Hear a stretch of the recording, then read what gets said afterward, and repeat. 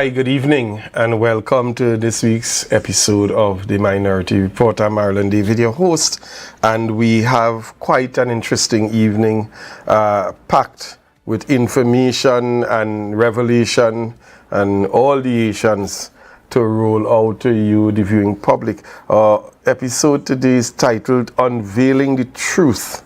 And so we shall be doing this evening as we bring to you the facts, as we get them as they unfold, as is reported, not always in the media, but one thing you can count on is that the minority will always do the work and come back to you, the public, to present the information so that you can now make your deliberation. This evening, if you're viewing our program, you can also look at us on the Tobago Updates website.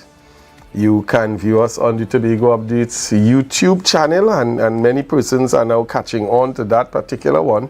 Or you can log on to Facebook and you can just upload or open your page, as the case may be. This particular platform enables you with the ability to actually comment when you get into the program so that you can be a part or an active part of the conversation and the discussions as they unfold.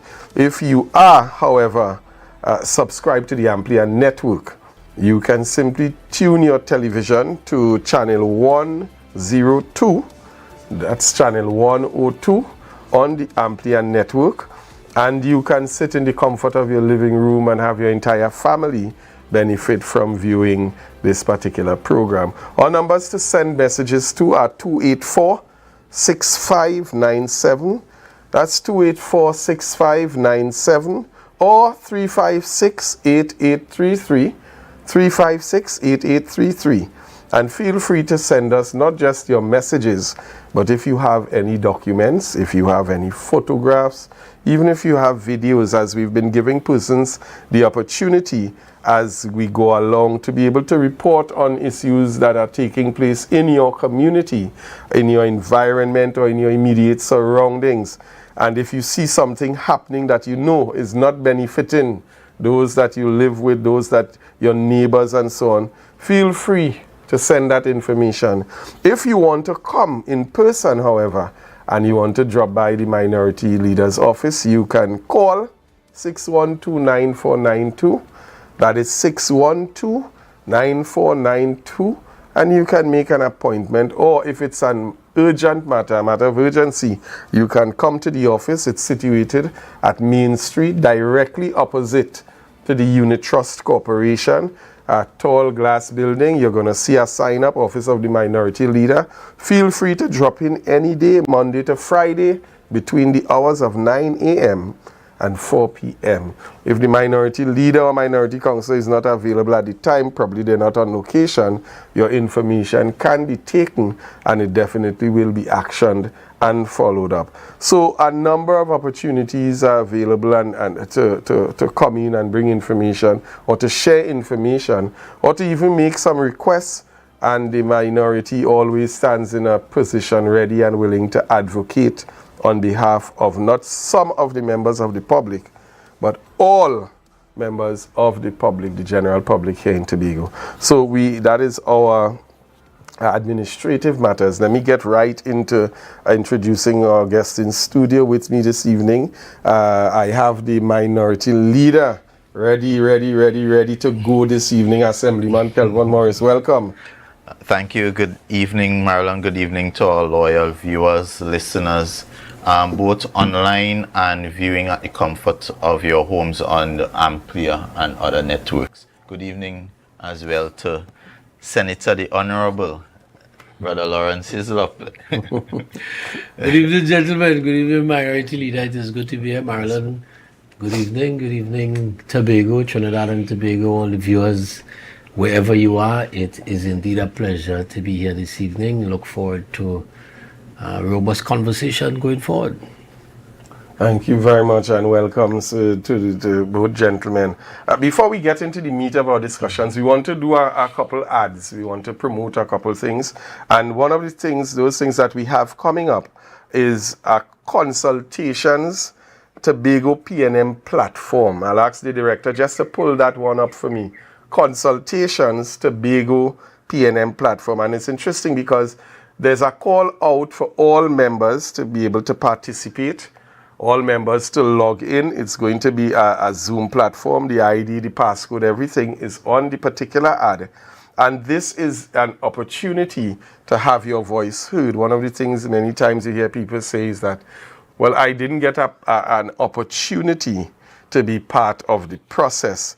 And Minority Leader, I want you just to share a bit on this that is now, this is tomorrow. Yes. Good. So, this is something that has me very excited. And, I want to really make a plug, especially to the young people, to get on board at this time with the People's National Movement. We are building out a very innovative, very exciting, very energetic platform for the development of Tobago going forward. And oftentimes you hear people talk and ask, what are your plans?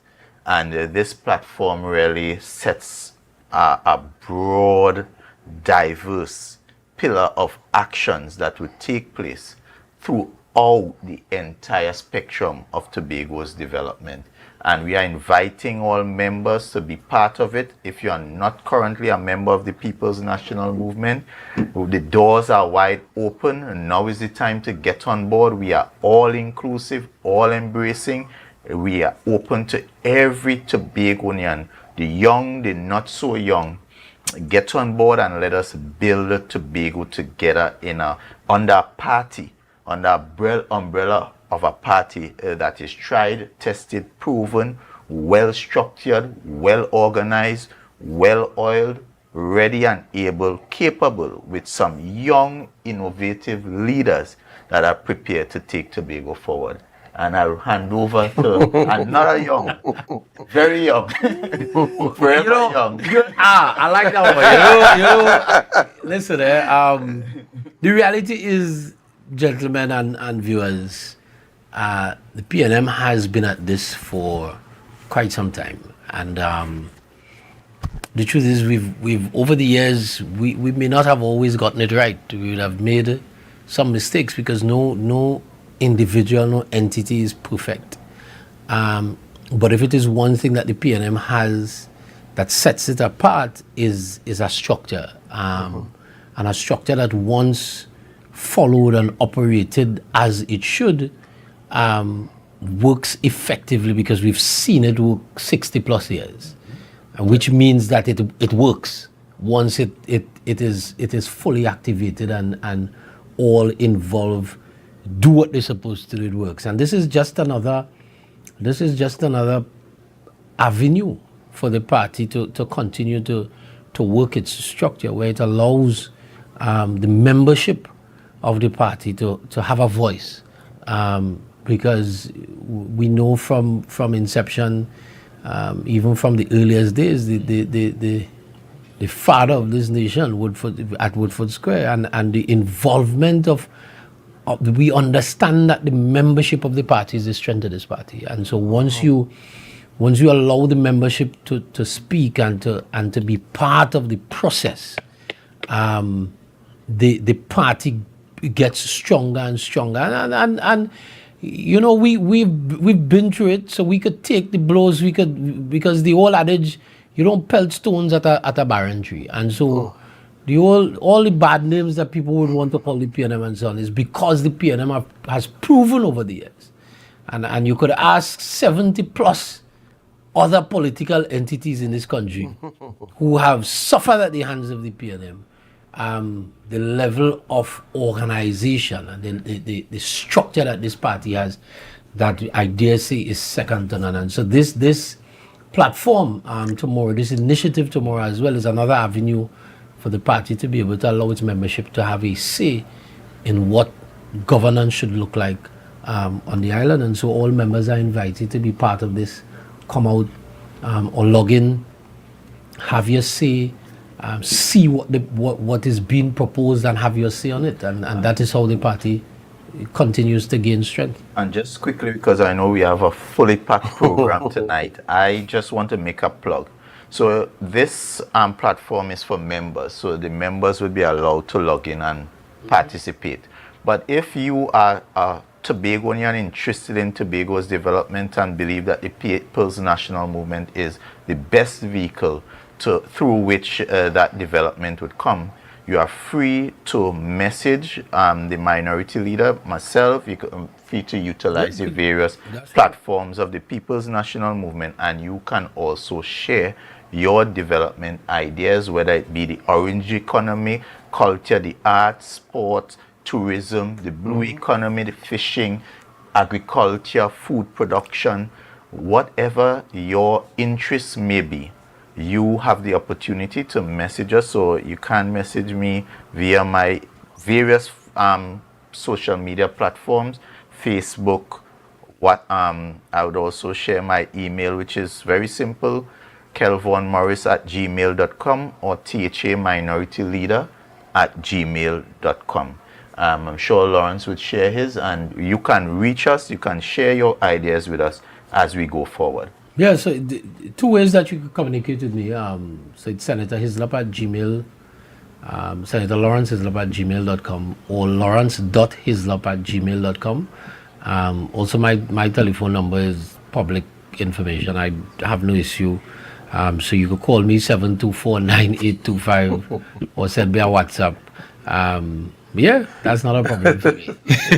Minority leader laugh. Yeah, well, he is in a worse off position than I am. But but my number is quite useful and available as well. We have a hotline we utilize, and Marlon will share the hotline. So which makes it easier. 351-3544. Yeah, 351-3544. We spoke a bit about the party being alive and the process and so on, and this being a party that caters to all needs, all levels of individual, and so we go on to talk about the PNM Sports very quickly. We have PNM Sports and Family Day coming up soon on Sunday, the 26th of May, 2024. And I know, gentlemen, I'll give the minority leader a chance to talk about this, because I know he would have had some experience in the last one and the excitement and everything. How you going by the minority leader alone? I was the flag man for the Tobago. Come now, man. Yes, I forgot you were the march past. Come on, so we can start with the flag man. No. Listen, I had great fun last day in Toko. They bring me out to lead the team as a flagman. The team was exceptional. Good. We had a nice mix of young people in it, and we had a wonderful time in Toko. As I looking forward, Toko was real lovely. Yeah. But you know, listen to me. One of the things that I was reminded of today is that the love that I felt in Toko, especially from former Alderman Terry Run. Yeah.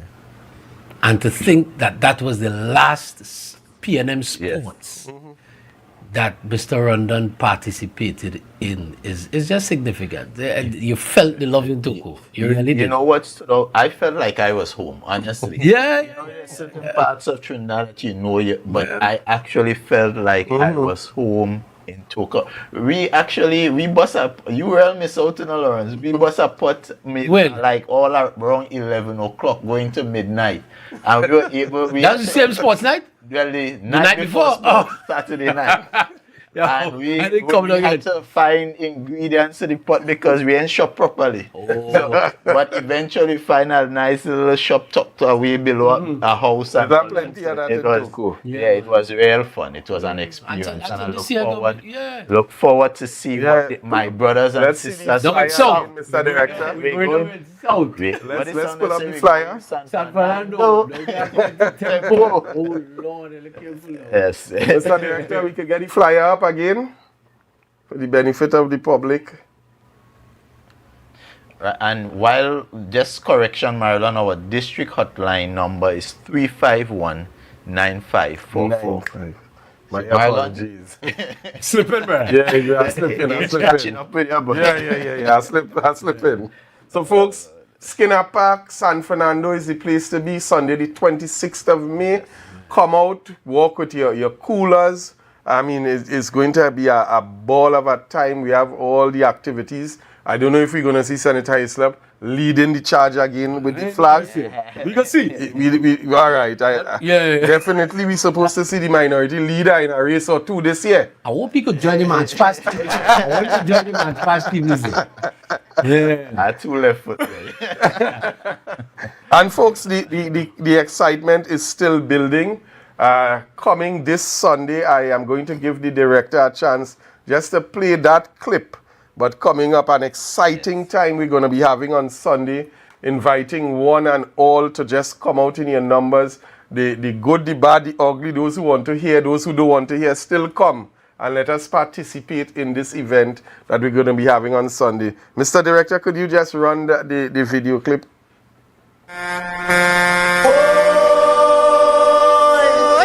PNM coming.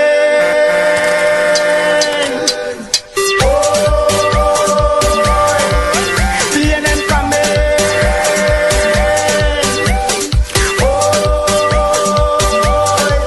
PNM coming.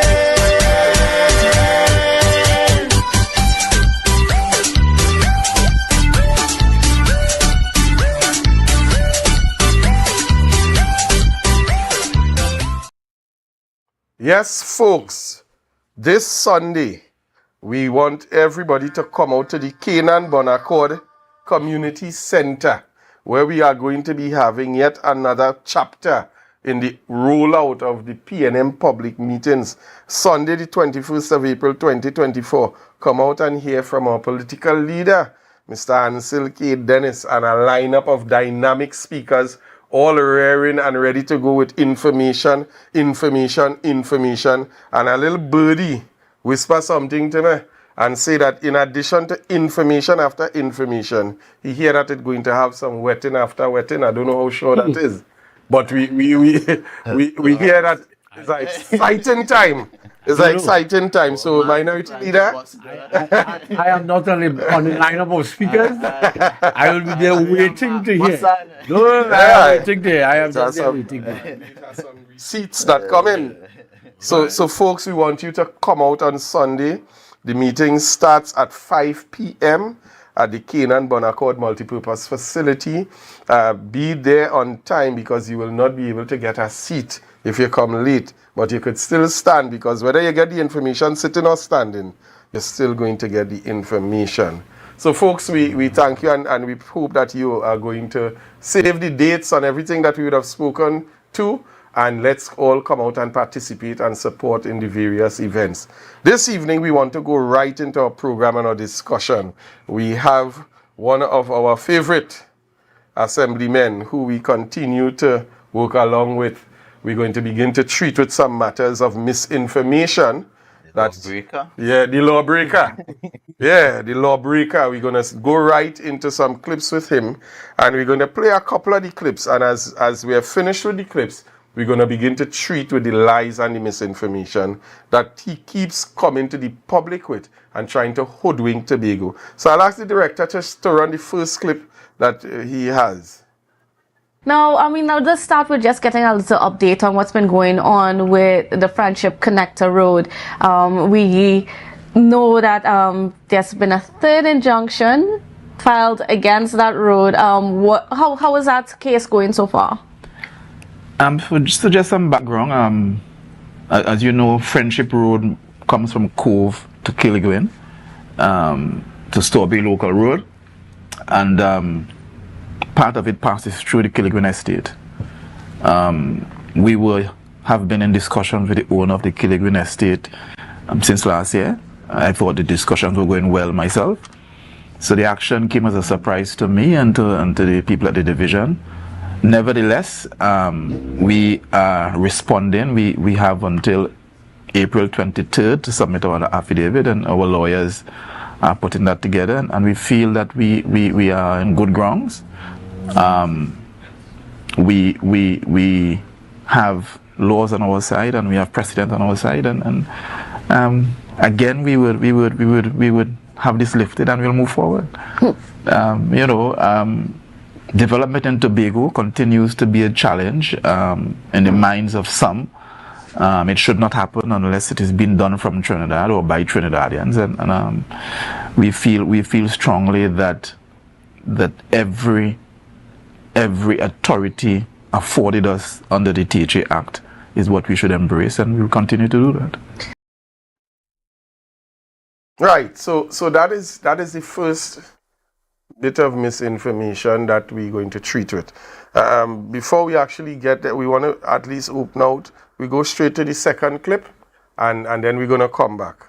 Mr. Director, let's go with the second clip.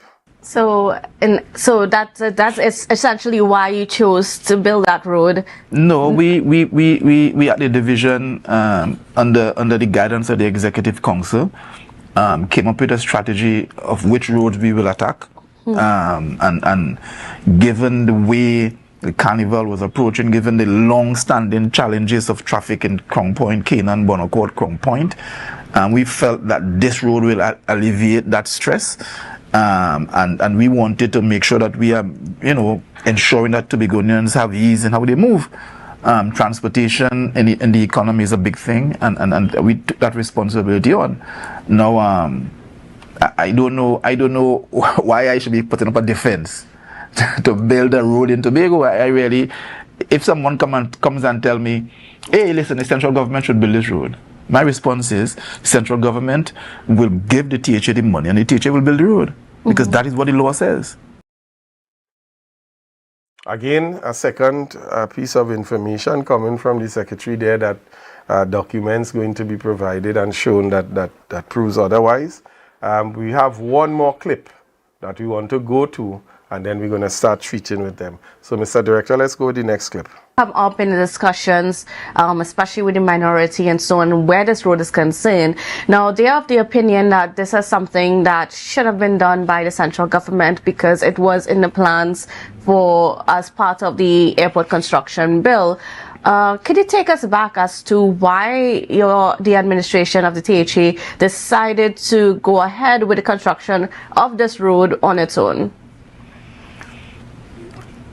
We in Tobago, Candice, we have to understand strategy from Port of Spain, strategy from the PNM. The strategy of ministries building stuff under the fifth schedule in Tobago is a strategy that starts with the budgetary constraints.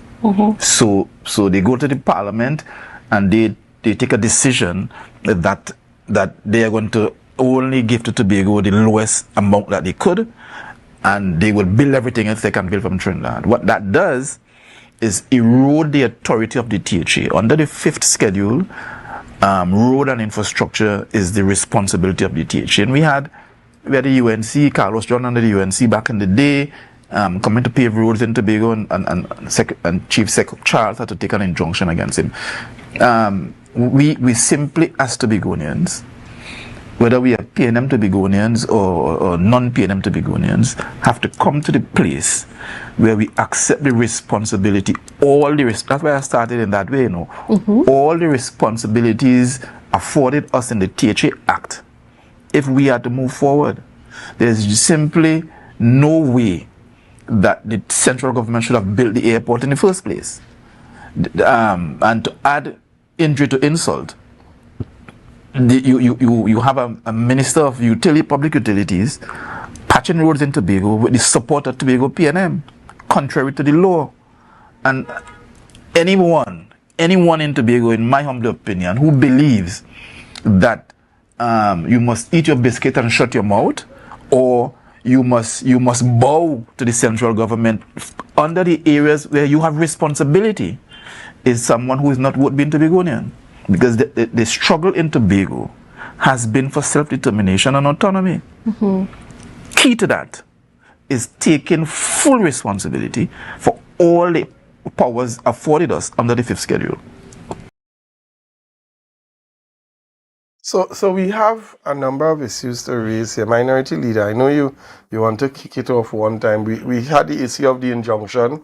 We have the issue of the strategy from Trinidad, and we have the issue, I know, which we will treat with, of somebody who is, what type of person is not worth being Tobagonian.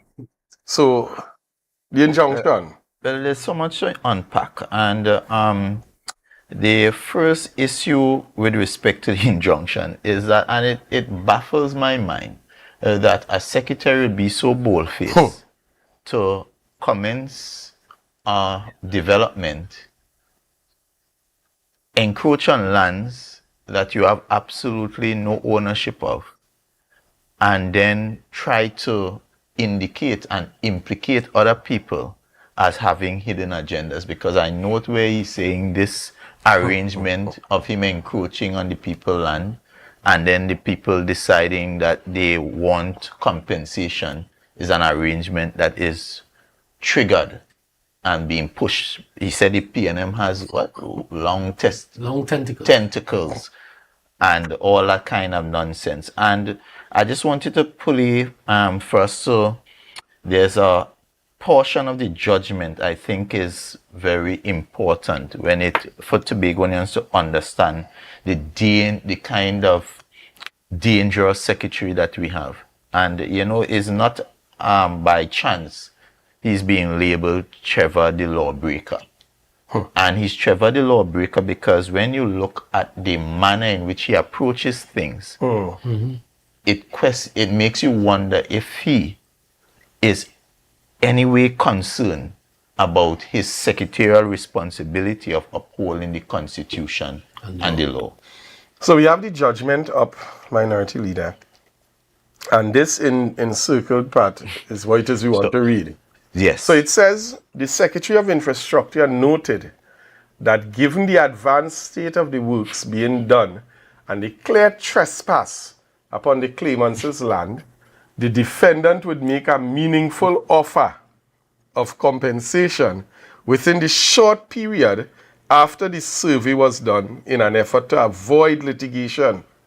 The claimants made it clear that while they may be prepared to consider a reasonable offer based on the market value in the context of the damage done to the property and the adverse impact this would have on the property as a whole, they were extremely concerned about the brazen illegal action and conduct of the THA as a public authority in flagrant disregard of its legal rights, and that they were not prepared to condone the illegal trespass and destruction of their property. Wow. This is not from the PNM, this is from the claimant. And this is a legal document now that is part of the court history. And I would give way to Senator Hislop to comment, but I am blown away. I am lost for words because this is brazen lawlessness. No, well, gentlemen, I don't think the population. I think, let me put it this way. I think the population wise enough or understands what is going on. I think the majority of our citizenry understands that there is that we have a secretary who is rogue. We have a secretary who operates from the standpoint that if he wants to do something, it matters not what the regulations, what the law says. Yeah. If he wants to do it, he's going to do it. And the narrative that is being pushed constantly that it is PNM against development and it is Trinidad against development and so on is really a nonsense argument. Because if PNM was against development and Trinidad was against development, I don't think the central government would have taken a decision to build $1 billion airport. And the magnitude of that project says completely opposite. That you have a central government that was actually looking for a diversification thrust for Tobago, which included, and people could say what they want about the Sandals project, but which included the investment into a Sandals project and the ancillary of an airport terminal that brought Tobago up to a level that the airlines would have been satisfied with. And so to say that, so what we see in here is a secretary who he doesn't care about the law, and he is going to use every other smokescreen to hide his malfeasance and his inability to just be guided by the laws of Trinidad and Tobago with the area of his responsibility. And this is a clear case of smoke and mirrors, and I hope Tobagonians recognize, as I've been saying, that the narrative that they are trying to spew, that they just wanted to develop a road. But we have placed on the record that this road was part of a larger development, which included the airport and the intention to build out an international access road for the airport, which we will later in the program. But yet you're hearing the secretary trying to tell you that the PNM doesn't want to develop Tobago, and PNM is anti-development. Or it is only the PNM wants to do development. And that's not it, because, sorry, Minority Leader, the reality is we've said over and over again that we have absolutely no problem with the road and the concept of the road being access to the airport. We have we've said that over and over again. What we keep re-emphasizing is that you cannot want to do the right thing the wrong way. And if you're doing the right thing, do the right thing the right way. And one thing I always remind people of as well, because this narrative about the government won from Trinidad and the government being a PNM government against this administration is not proven by the actions of the government. Because this government very early, and you will recall the Prime Minister himself with key members of his cabinet didn't wait or send a message to say to the Chief Secretary to say come down to Trinidad, but the Prime Minister came with senior members of his cabinet to meet with the entire executive and to have discussions as to how they can work together to advance the development trust of Tobago. And does that sound like a government that wants to fight down or prevent? Confrontational and On the flip side, however, and it seemed to me there's a lot of smoke and mirrors, and like the secretary is suffering from the Stockholm syndrome or something. It seems like he's captivated. Stockholm or Stockholm? Well, probably the Stockholm. Probably it's Stockholm. And you're probably right. Yeah. I think it's that. It is. In one breath, he's trying to tell Tobagonians, well, we are for Tobago and these people are anti-Tobagonian. They are not loyal. But this same secretary has blacklisted all the Tobago contractors with the capacity to assist in developing the island of Tobago and is spiriting away, in his words, those resources to a company outside of Tobago where majority of the workers are not from Tobago. The almost 100% of the equipment is taken from outside of Tobago. Even most of the material comes from outside of Tobago. So what you have is an economic deprivation, because you're really taking away resources that should be in Tobago that would go back to trickle to the families, to the workers, to the families, to the shops, to the hardware, to the man who renting tools and all of that.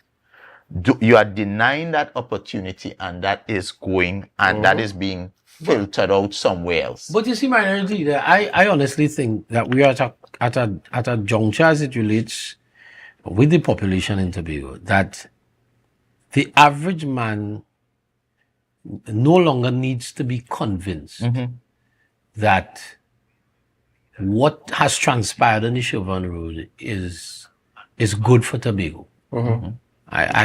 You would have your supporters of the administration who, no matter what they do, Yeah. will go down the road with them. The road is good. The road is good. But I don't think the execution of this contract and what has transpired with this contract is for the benefit of Tobagonians. And I could tell you, coming from the industry, that I'm saying, and I said this on another place, leave out the big three.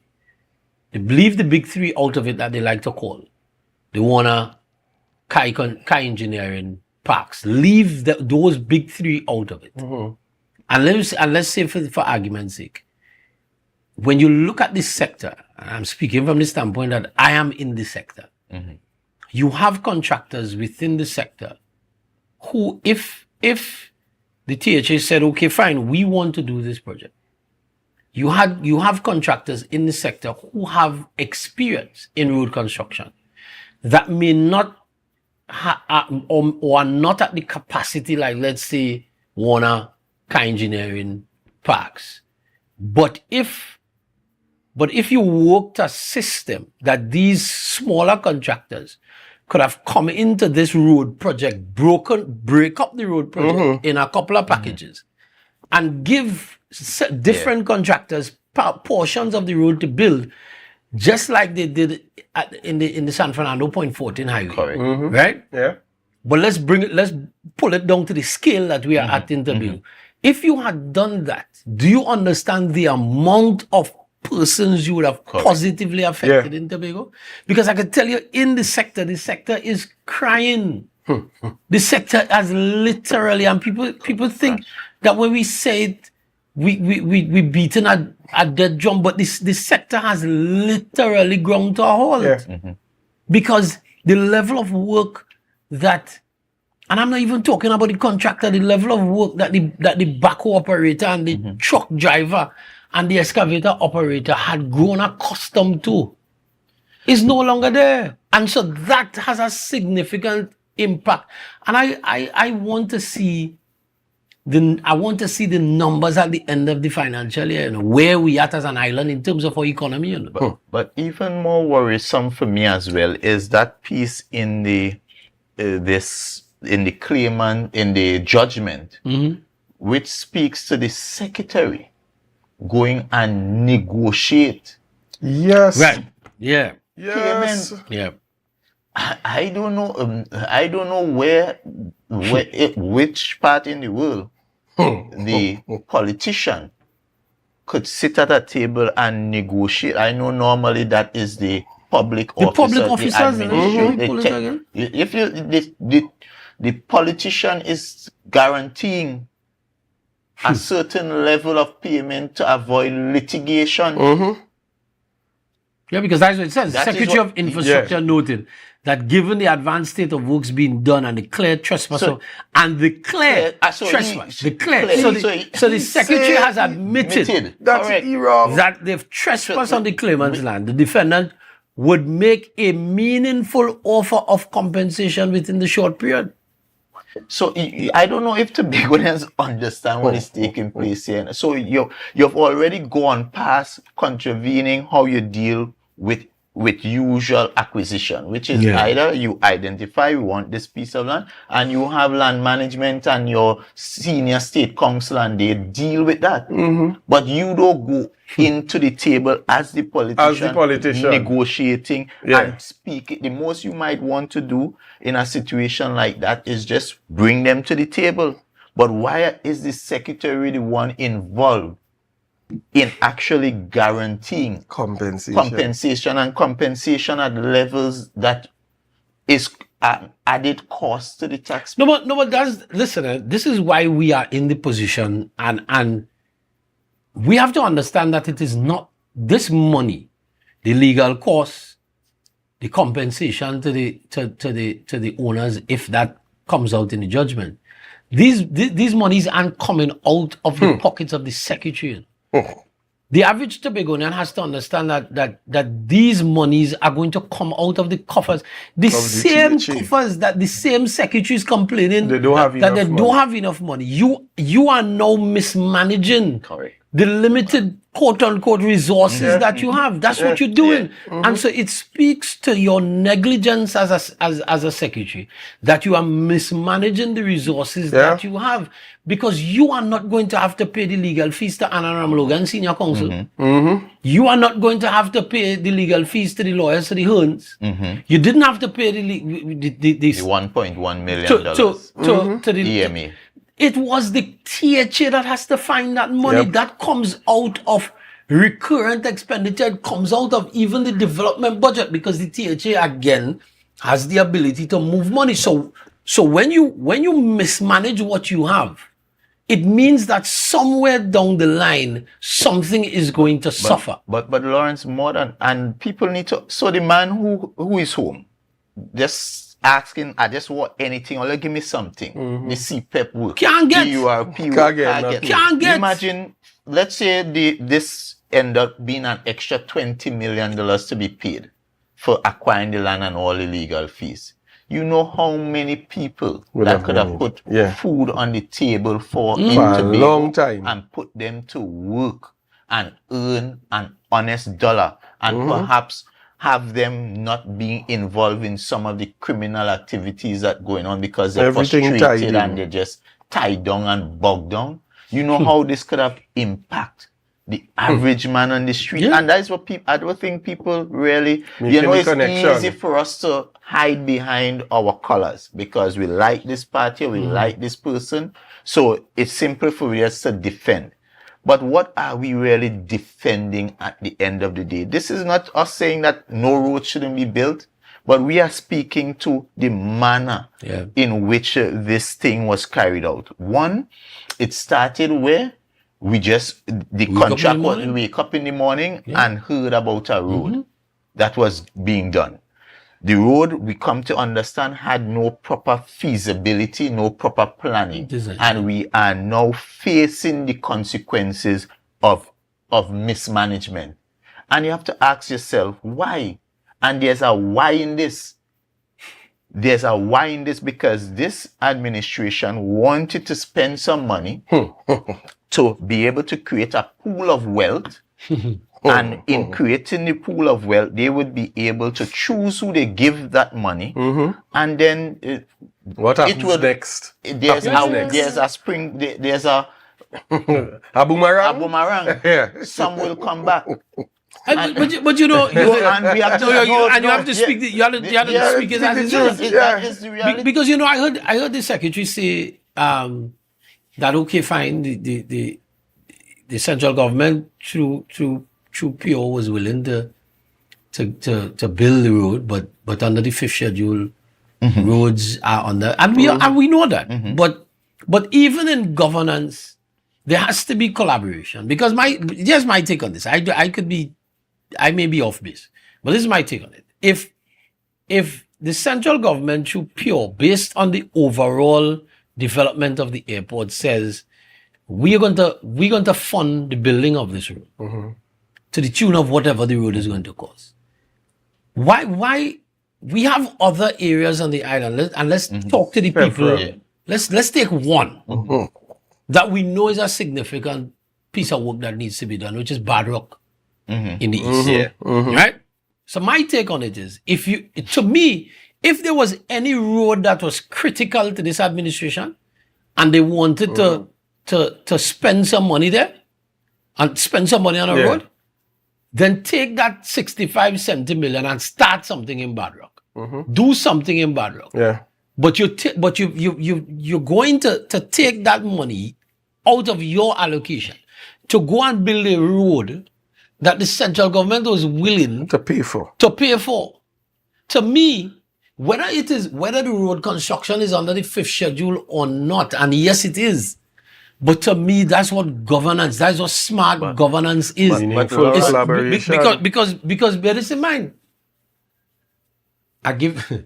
If you have so many countries, first world, second world countries around the world, who are who would come into a smaller nation and build something on their behalf, Yeah. right? Are you saying that you don't want anything from anybody because it's your responsibility? But Lawrence, think about how many things Tobago would have been deprived of if every administration Had done took that. stand. I've done that. We would have still been waiting on a hospital. We are still no ferry. We will have been No waiting ferry. on all those No, ferries. that's because right. We'll have been waiting on the same call that we discussed. Right? Yes. We are under the 5th schedule. The airport and the wharves are under the responsibility of the THA. So then we could have refused the airport as well. What about all the schools that were built, or notwithstanding that education is on under the 5th schedule? Hospital. So The look, hospital, Scarborough the police RC, station. the police station. And I- So I mean, it's just Poor dumb. argument. The argument is Poor. very poor, and it's simply, again, the secretary really telling us this project is a project we wanted to choose the contractor. that is what it boils down to. It boils down to we want to decide who building gets it. the work. Building it. Yeah, that We want to select Yeah, the contractor. that's we what want to be able to say a given damn and the work. So, at the end so of the day. I prefer to refuse you all giving me something superior, better than, and I get to spend my money and choose who I want, even if it is inferior. And But that I is want, what- but I want to see what we were going to get. And we I still- understand. yeah, I understand. that is it. Right, So, so, yeah. if we could see what So was the concept, because you know, Yeah. even though you do a concept design, when you do your final surveys and whatever, things could look different. So, Correct. but still, you would have an idea of where you were going. So it's important, Marilyn, you show the people of Yeah. Tobago what in a What's the real possibility? the possibility.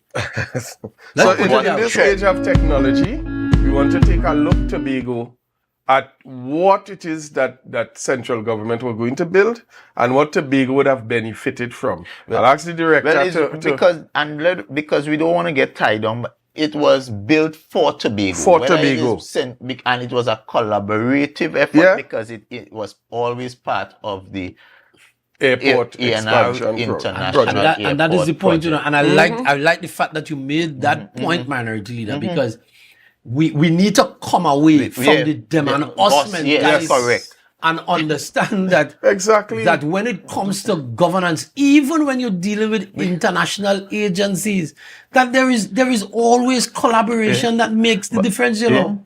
So because we whether on. central government build it or to be, it's still the coffers of Trinidad and Tobago. I don't know. You have some music there for us?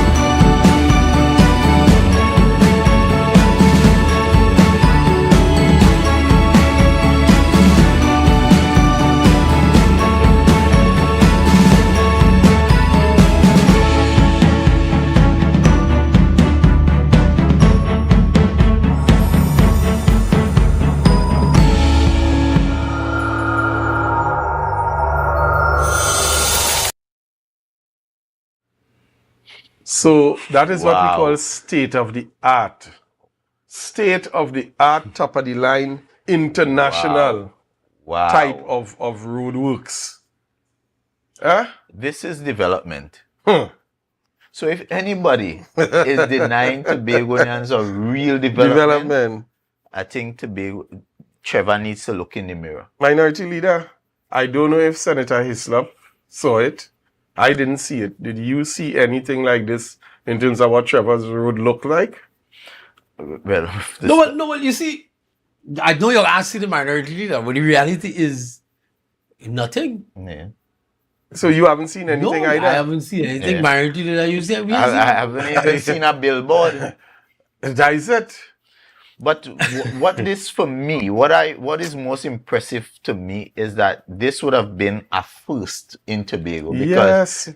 you know I could give you wonder if I could share a real experience. So I was driving in Trinidad recently, and as I was in a lane You lost. going very slow, and I happened to an officer was behind me and pulled me over because I was in the lane going very slow. And so when he pulled me over and we were having the conversation, very casual, cordial conversation, he asked me, so you know you're in the fast lane, right?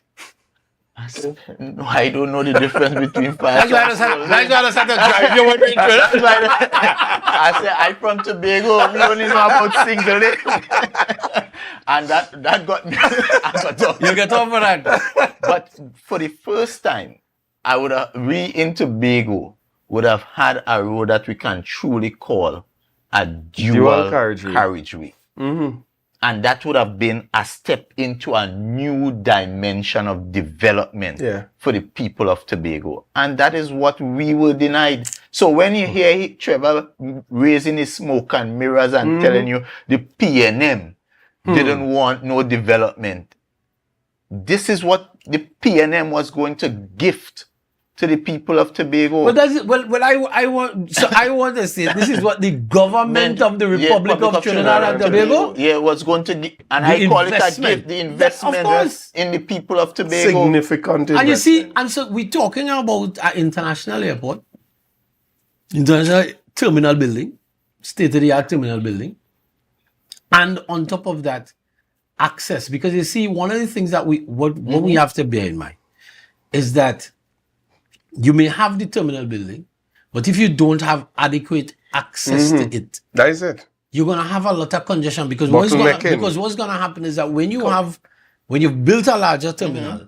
you're expecting increased travel. Yeah, Increase correct. now, and I'm gonna go back to this. We've committed to build a terminal building for increased traffic.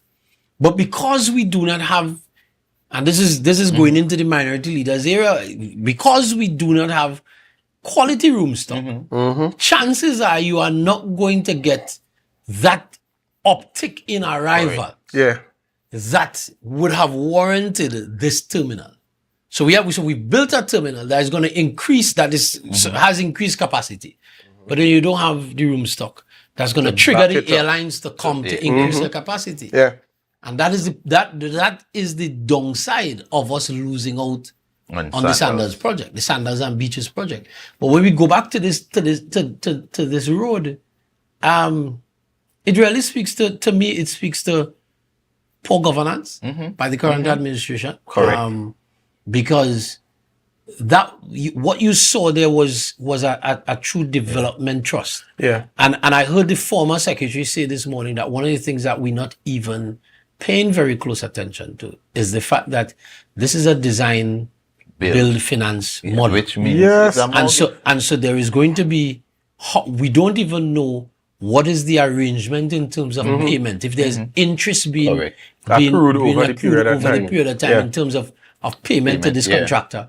And those are the kinds of things that this administration is unprepared or is unwilling to say to give the the public. answers to. And I go back to the point that when they campaigned, something like this was supposed to be on our website. A project of this magnitude, any project at all, based on what the said. former candidate, now Deputy Chief Secretary said, Yeah. that something like this was supposed to be on our website so that every single Tobagonian could have gone and seen who the contractor was, the value of the contract. Yes. What, Transparency. But we have a secretary and we have an administration who, number one, started a project in the dead of night. No designs. We don't know who the contractor is. We don't know the value of the project. Yeah. And you're talking about And refusing to present and it. refusing to present it. You're talking about transparency, and you want to lump the PNM in the same boat with you. And you said it, that you're going to do better than the PNM. But this same secretary professed to be an economist on a black table round talk that they had, and he was talking about, when you're Building another economy and how that happens and why it is important for us to try to ensure that as much work that the THA puts out Exactly. goes back into the coffers of persons residing in Tobago. But more than that, there's also something called opportunity cost, right? And it is basically the next best alternative for what you have chosen. So if you chose, you have to also weigh what you plan to choose. You have to wager against what the other options are. And this is why I kept saying, even if the secretary is saying that they needed to build a road, all right, you need to build a road, but you now need to watch what are the options. We can build it, but I could only carry it this far. And I would have to expend at least $70 million. Or I can collaborate with the central government. They will build it and they will carry it even further. And you know what? I will not be using any funds from what I have. So I can then utilize, as Lawrence said, these funds that I have will be coming in.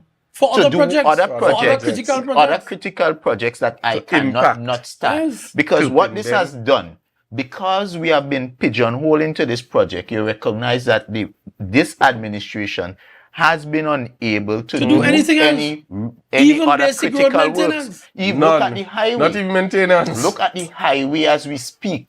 The highway is riddled with potholes. To the point that it was just recently a news reporter highlighted it on a popular page. And and the next day, they eventually rush on. But if you go, especially down the Canaan side, it's bad. it has some potholes almost taking over half of the road. Yeah. So just now, it may Only when you become put a it on one-way. Facebook. And the only way it would get some patching is, except if you reside in the electoral district of Darrell Spring Wim. So whether we highlight it or not, you're not going to get patching there. But the only way you're going to get patching, Not Darrell Spring Wim. except if you reside in Darrell Spring Wim, is when you really embarrass them into action. Yeah, on social media. But then the secretary also spoke to the fact that I heard him say that they're going to start. We coming. He said we coming slow, but we coming. That's what he said on an interview. But my take on that is, and he's saying that there's going to be some roadworks in the coming months. Right. Now, common sense will say to me that your major road paving is supposed to take place In the dry season. Dry season? because oil and water don't mix. Yeah. So you are going to wait. Oh. You've committed. Let me tell you something. You've given a contractor access to hundreds of thousands of tons of asphalt to pave a road. That road is shovel. Could you imagine how many roads we could have resurfaced on this island with asphalt? I just want people to take consideration of that.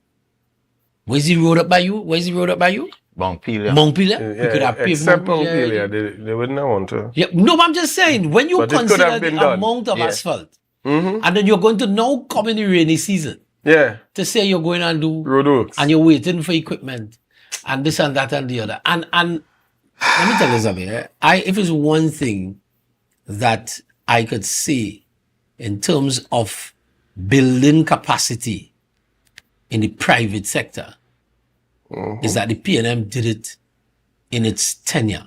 Is that it took a conscious decision to move Tobagonian businessmen from here to here. Tobagonian businessmen, I remember the days before you really didn't have anybody who could have afforded to buy spreader and thing in Tobago. Yeah. And to be able to tender for significant contracts. And whether you want to call them PNM contractors or not, I am proud of a Tobagonian contractor building the Prime Minister's residence in Tobago. I am proud of that. And we are not going to apologize for seeking the development of Tobago and pushing the development of Tobago. Folks, we're going to take a short break. We have a few bills to pay. And when we get back, we're going to land this flight this evening. So stay logged on, stay locked on, still share the live, but don't go anywhere. We're coming back to you shortly. You can now get whatever you need whenever you need it anywhere in Tobago with Tapago. Your meals, medication, groceries, and shopping all delivered directly to you. No more hassle, no more stress. Get the Tapago app today on Google Play or Apple App Store. That's TAPPOGO and let us deliver to you. Check our website at www.tapogo.app or call the experts at 494-TOGO and 484-4746. Tapago. Relax. We will get it to you. Tapago's at your service. Coconut's Cafe, the buffet restaurant that specializes in all your tasty local dishes for breakfast and for lunch. Breakfast includes coconut bake and sada roti served with chokers, bull joil and sausages in tomato sauce. Not forgetting beef and cheese pies, shepherd's pie, macaroni pie and rice in various styles. Meat served in a variety of flavors, garden salads and pasta salads. All this accompanied by fruit juices, coconut water, your choice of a great combination to appease your taste buds. So call us today to order, as we are here to accommodate your busy schedules or if you are having a cooking day off.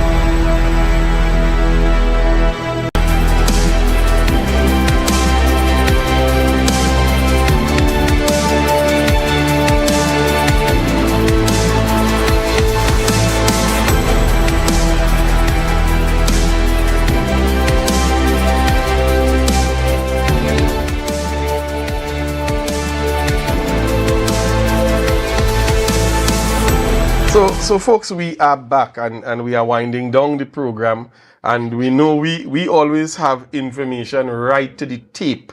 You know, a good sprinter always makes it all the way. You don't slow down at all. You don't take your foot off the gas. And we are still on our law-breaking secretary, Assemblyman Trevor James. Rogue one. We have been hearing this Assemblyman on every media platform using as a justification for his lawlessness a statement being made that the airport project has no tongue and country approval. Minority Leader, I don't know about you and Senator Hislop, but in growing up, if you have siblings and you do something wrong, when your parents pull on you, you cannot use the excuse that, well, look, he did something as well. Eventually, everybody will get licks. So here we have a secretary who continues to show flagrantly that he don't care about the law and trying to justify wrongdoing. No, well, what I recognize with Trevor and the lawbreaker is that Trevor wants to say that all are we basically. Yes. So I breaking the law, but look, them breaking the law. Them did break it. Them did break it too. And if you look at him, he has a series going around where he's now trying to say to Tobagonians everything that they say I do. Look, them do it. Them do it too. But not realizing that Tobagonians, in their own judgment, felt like they weren't pleased with certain things that they believe was happening. And they came and told Tobagonians that we would do different, we would do better. Yes. And it is on that premise that Tobagonians decided, let us give them a chance. And it is a breach of trust. Is a breach of the trust of the people of Tobago that you can now so flagrantly show in the face that I am doing basically telling Tobagonians I can do even nothing worse. wrong with it. I'm doing nothing worse now. Nothing wrong with what I'm doing. Yeah, nothing. This is okay because here what the people you had before was doing this as well. So, and if that isn't the most, that is a slap in the face of the average Tobagonian, because how could you come and tell me that here, well, give me a chance, I would do things different and I would do things better. And then you turning around and using as a justification for breaking the law, flagrantly trespassing on people's land. When there's little to no evidence that even the previous administration did those things. And I want to debunk and present cogent, clear facts to support the fact that what the current secretary sometimes put in the public space is not the total, not the full truth. Because here he continues to spew this argument that at the ENR International Airport project that is currently being built, that there was absolutely no approval, tongue and country approval. And that has been his justification for believing that he could go and build a road, trespass on people land with no tongue and country approval, build a stage in the sea. Imagine you going and trouble our coastal, very delicate coastal environment, without even doing any kind of coastal studies, no impact, no seismic survey, nothing. And lying as well, because up to this day, we have asked for the studies. There's nothing. And he has been unable to produce it. We do it through questions, we do it through an FYI. And up to now, there's absolutely no study or design that influenced. All they did was went out just by the bay there, along the Esplanade, and just throw rocks. Throw rocks in the sea and call that a stage on the sea. I laugh, but it's a for throwing the rocks in the sea, that cost us almost $2.5 million. But he had no going around doing lies. And when I consider what this administration campaigned on, and you see what they're doing, when I sit and I really consider that every single thing the PNM did, they nitpicked at it. I just plug this in. I understand there may be about 4 or 5 secretaries who are out of the country right now. Wow. Understand there may be about 4 or 5 secretaries out of the jurisdiction. And they did not even have the courtesy. And that has been their modus operandi over the last year, that they leave the jurisdiction And they don't even have the courtesy to say it to Tobagonians Senator, since they when we're come in, rolling they're doing out. that. Senator is a business. And Yes. hear what? Some of them are You have taking... two secretaries attending the Brother, same event. Brother, some of them are getting so brazen, so bold-faced, that they're not only going again by themselves, they're no longer going by company. themselves. That company. They are taking company. Yeah. They're finding me, and so what I observe, and I could be wrong, but the males who are going, they always find a female to take with them. They have assistants. No, I'm just Minority saying, they have assistants. brother, I'm just saying. Let me go back to the talk. But on it's a a serious, it's a real no, issue. but, reality. and let us not get, but on a serious, what is a project support officer doing on a trip, official trip, where the role of the secretary is, what is the role of the project officer? How do you justify? No, but the point I was making, Kelvin, is that this administration, when campaigning, when in minority, they nitpick that. I remember they used to talk about, they made Tobagonians believe that the PNM was, and I served as an executive officer with a secretary. And that secretary would have had responsibility going to UNFPA and all those things. And I never one day, nor any other officer in the, never get a trip. And when I see all these people that never go nowhere. Yeah. And I seen these people flying. I saying, but wait, we really the PNM. My brother says only when you become minority leader, I get a trip. I want to know. No, because no, but I'm telling you, and if you had listened, this is a real conversation. No, it is. Yes. When you listen, these people talk. They made it sound like the former administrations were flying here, there, and everywhere. And I can tell you, it was only official, and these people went by themselves. They went, and it was so strict. They went you had to go almost exactly when it's starting, just before, as close to when it's starting. Yep. And leave as soon as it finished. Yes. Whether or not some of these people are paying their way, I understand that they are even now extending their stay to a vacation. I want. So it becomes so it's not just going on official travel, but it also becomes so I'm asking myself, don't these people have serious work to do here? Minority leader, no. The people of Tobago deserve to know exactly the travel expense of this but they are hiding. They have asked the question. I understand more it's about once. $15 million, Senator. So far to date. In a small assembly. This assembly has spent over 15, let that soak in, on $15 million on travel. Let them come and defend that. $15 million. You know what a 15 million, I know. Look, today, I'm dealing with a family who cannot even pay to bury their dead. And you know what they're telling the family? They have no money.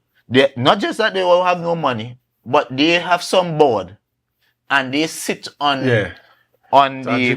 they sit on to decide whether or not to give you the money to bury it. That they already sit for the month. So if you're dead, so you gotta wait till next month. Not even your time gone. So you have to die. You have to die within the time that the board sitting. You have to have somebody who dead. You have to plan to dead. So you have to wait and find out when these people are reviewing. And you have to die. Where's the... This is the madness that is happening. I don't think Tobagonians and that is why we have the Minority Report. So we come to you and we lay the... Because imagine, I'm sure, how many Tobagonians know that the Secretary of Education is on a trip dealing with youth? And I understand the Secretary of Youth is on the same trip. It's on the same trip. So why do we need two secretaries on the same trip? On the same trip. No, but you know, so listen. So that is one thing. No, but more than that, I'm looking comparatively at what is happening in Trinidad at the national level because of a delegation, and you have the Minister of Youth representing the government of Trinidad and Tobago. And I think equivalent, we could have had the equivalent where you have the Secretary of Youth. That is fair. Right. The Minister of Education is at home doing educational business. duties. But here we have our Secretary of Education outside on a trip that is specific To youth. to youth. This trip is not about youth in education. I could understand if they say youth in education. It's about poverty eradication and all these kind. You understand me? So there's no creation education component. So what is the secretary doing out there? I saw you raise that topic tonight. No, but it's important. No. I know it is important because it is an important segue because there's and up to now, you know, they're hiding not even a photo. I browse a skirt, but funny enough, one of them popped into another photo. Yeah, somebody else's photo. That's the only thing. They come in somebody else's photo. No, but you see, the thing is, we have an administration that's really taken Tobago for granted. Mm-hmm. Because the courtesy that was afforded to Tobagonians prior, when and I wouldn't even say I would even go as far as saying the courtesy that the Prime Minister of the Republic of Trinidad and Tobago affords the citizenry of Trinidad and Tobago to say in advance when he is traveling, where he going, how long he's staying, and even when he come back, I come back. Yeah. And when sometimes I come back, press conference has to reach. So when he goes on official duties and he comes back, he reports to the nation about what he did. Look for instance. But you have secretaries going out. They're not saying when they're going, where they're going, how long they're staying, and we don't know when they come back, and they're not saying what they do, where they go. We had a delegation that went to Ghana.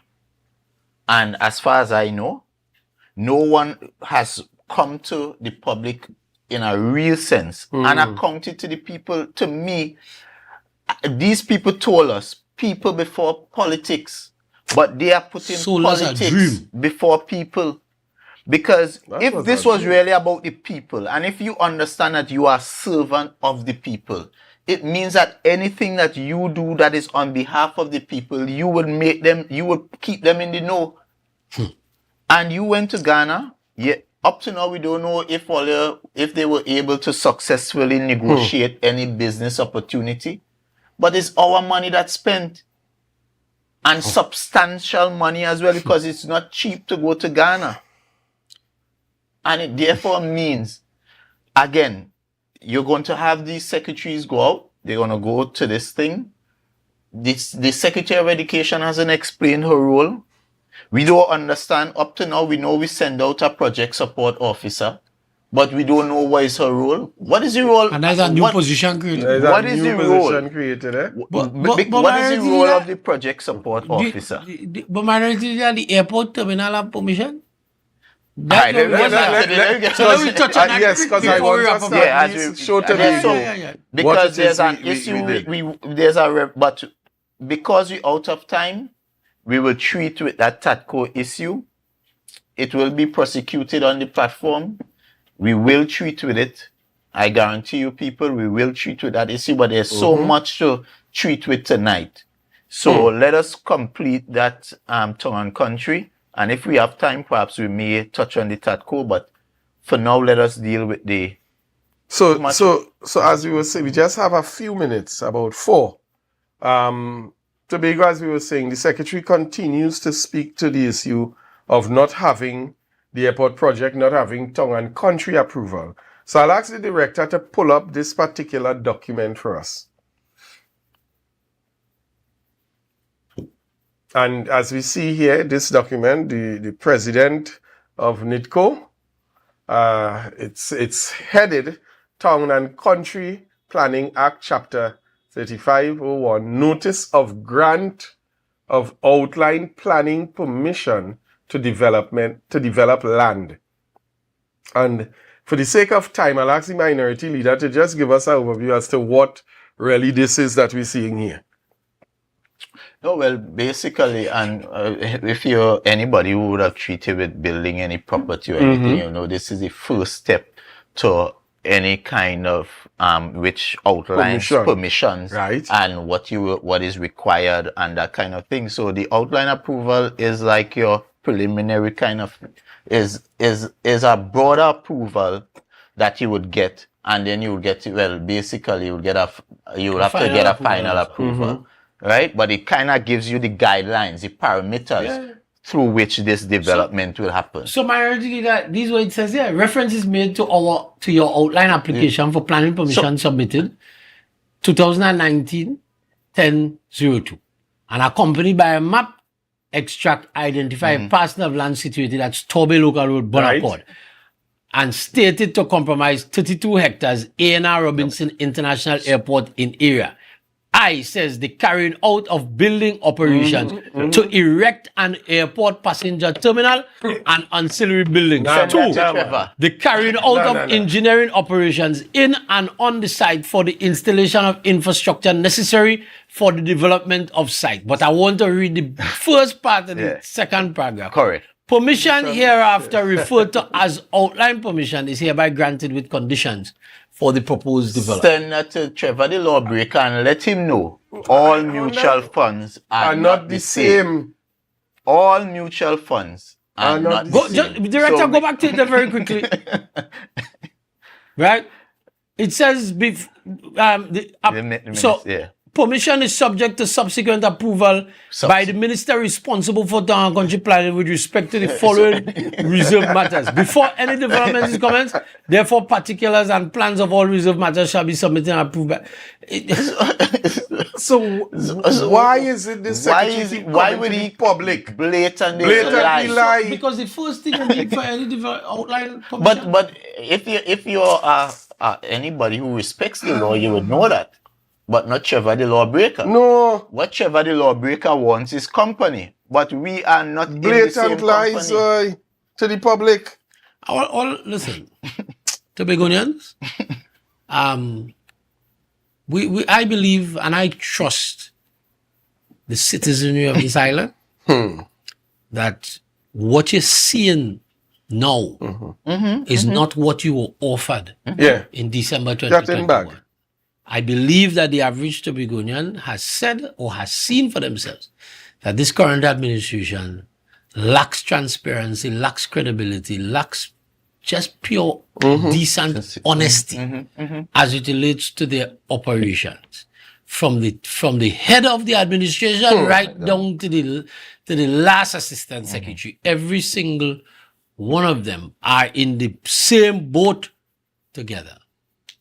And we have seen it. This current Secretary of Infrastructure is a law unto himself. He is rogue. And he continues to prove it every single time he goes to speak. And so he's been on the media. He's on the whirlwind. He's done lives to justify and to pull smoke screens over what he's doing. And I don't think I need to say any more on the current Secretary for Infrastructure. I think the people have seen exactly what he has delivered. Well, I quite share the sentiments of Senator Hislop, and it is without a doubt that I don't know what else is needed to prove that we have an administration that is unafraid of telling untruths. They have no problem lying to you, the people of Tobago, and we see it over and over and over. And we continue to bring you the facts over and over and over. And that is why they're finding it so difficult to explain their bad behavior. Because when we bring things to you, we can back it up with hard facts, documents. And yet again, we were able to prove and disprove a lie that the secretary was telling to justify his actions by continuously coming to various media houses and saying to you Tobagonians that the PNM is being hypocritical because here they are building an airport down at Crown Point to which they have no town and country approval, which by the document we just shown you is a complete lie.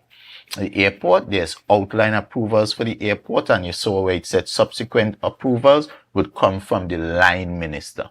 All right, so that deals with that, and that is a complete lie. And now Trevor stands alone as a complete lawbreaker and a liar. Because he continues to flout the law at the expense of every Tobagonian, at the expense of children, of our students who require funding to go and advance their studies, at the expense of the person who is trying to bury their dead, at the expense of you, who the young man on the block, hoping that you could get a little work, a URP, CPEP, 10 on, 10 off, but you can't get it because they do have the money, because they have to spend the money in legal fees, because we have, as Lawrence said, a man that is a complete runaway train.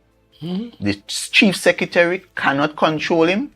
It is clear because the chief secretary promised us from umpteen years a reshuffle, and because that reshuffle involves, and the chief secretary knows that if he's to get any real change in this administration, he would have to change out that rogue secretary. But clearly he cannot touch him, and this man continues to just flout the law at the expense of Tobagonians, while he is seeking his own interests, and that interest is not us.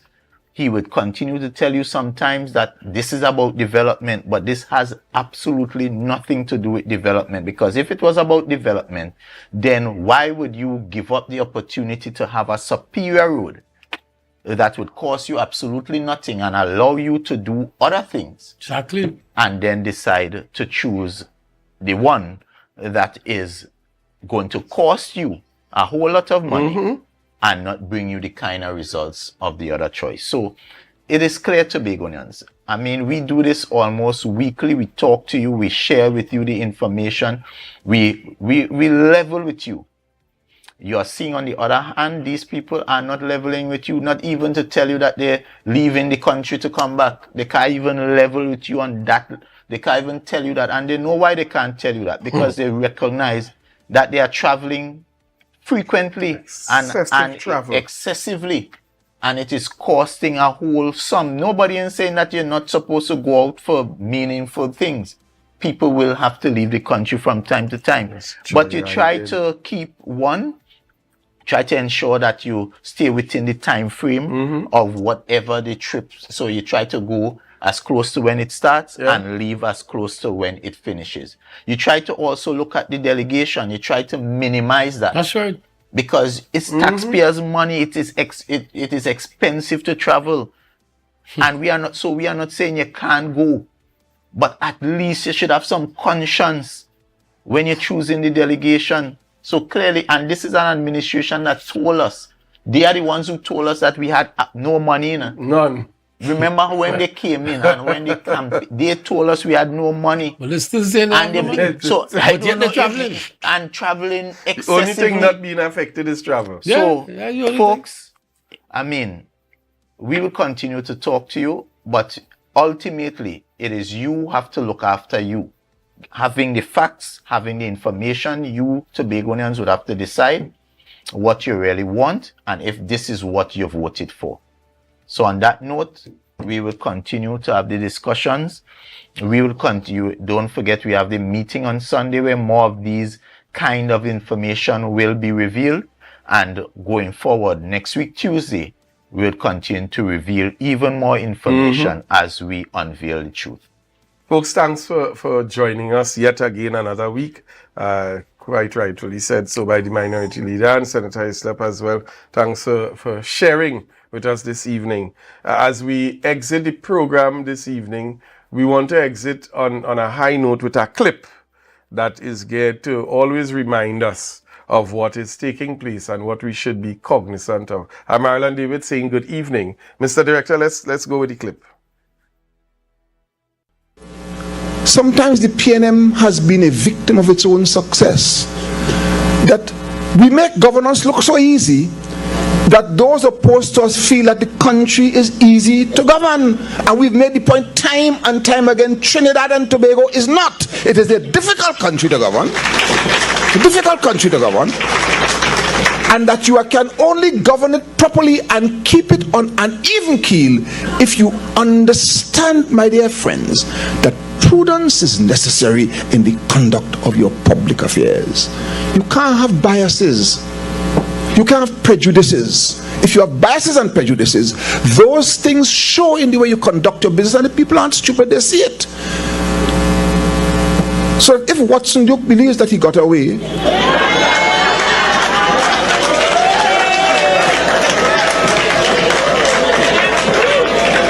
easy to see, my dear friends. It is easy to see something ain't right. Something is not right.